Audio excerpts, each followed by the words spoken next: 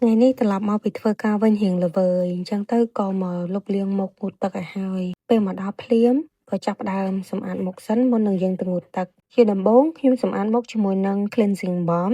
របស់ Dr. Altier យើងគ្រាន់តែមួលវាបន្តិចមកហើយក៏ឃើញកាមួនហ្នឹងចេញមកហើយយកកាមួនហ្នឹងមកម៉ាស្សានៅលើមុខយើងដើម្បីលាងសម្អាត sunscreen យើងកាលពីថ្ងៃ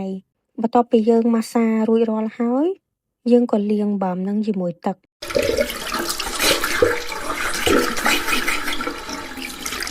បន្ទាប់មកយើងក៏ប្រើ mochi cleanser ជារបស់ Arantxa ខ្ញុំបានញីវាទៅលើបាតដៃឲ្យវារៀងល្បាយបន្តិចទៅហើយបានយកវាមកម៉ាស្សាលើមុខដើម្បីលាងសម្អាតមុខរបស់យើងម្តងទៀតឃើញខ្ញុំញីច្រើននៅខាងសៀតកាហើយនឹង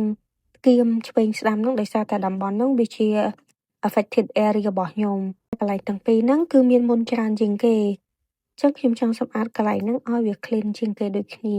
នៅពេលដែលម៉ាស្សារួចយើងក៏លាងទឹកចេញម្ដងទៀតនៅពេលដែលលាងទឹកចេញហើយយើងក៏សម្អាតមុខយើងជូតមុខយើងទៅនឹងសម្លៃ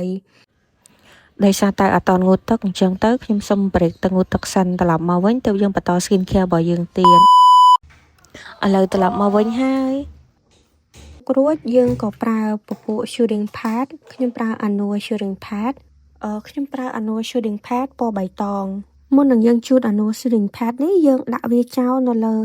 most affected area របស់យើងហ្នឹងណា5នាទីសិនអញ្ចឹងខ្ញុំដាក់នៅកន្លែងដដែលហ្នឹងដោយសារកន្លែងហ្នឹងគឺ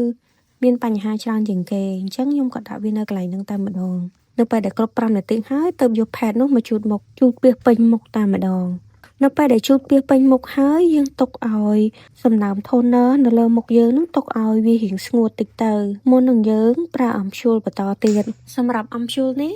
គឺនៅពេលយប់គឺគេប្រើ2 មីលីលីត្រចឹងខ្ញុំយកសារ៉ាំងវាបូមមកគឺ2 មីលីលីត្របូមហើយយើងបំពេញវានៅលើថ្ងាសនឹងថ្ពាល់ទាំងសងខាងទៅហើយម៉ាស្សាវា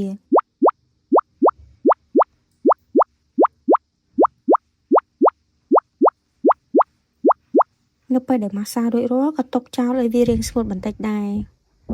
ប៉ុន្តែដោយសារតែវាក្រស្ងួតពេកអ្នកទាំងអស់គ្នាខ្ញុំត្រូវការបក់នៅពេលដែល serum នឹងស្ងួតហើយយើងក៏ប្រើ cream បន្ថែម cream នេះជា tranexamic acid ពី Medicube អញ្ចឹងវាជួយបំបត្តិស្នាមហើយការប្រើប្រាស់ cream នេះក៏ជា final step ដែរ